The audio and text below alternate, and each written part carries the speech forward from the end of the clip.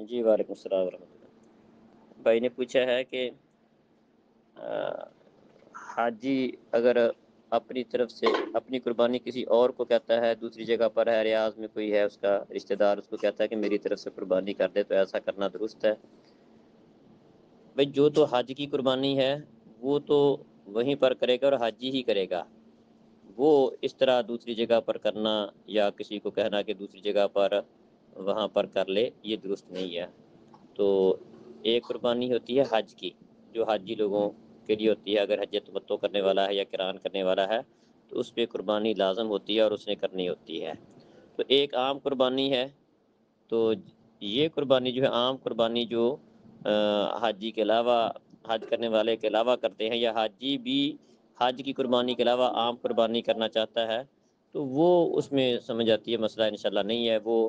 خود کر لے تب بھی درست ہے، اور کسی اور کو اپنے بطور نیابت کے کسی کو کہہ دے کسی اور شہر میں یا کسی اور جگہ پر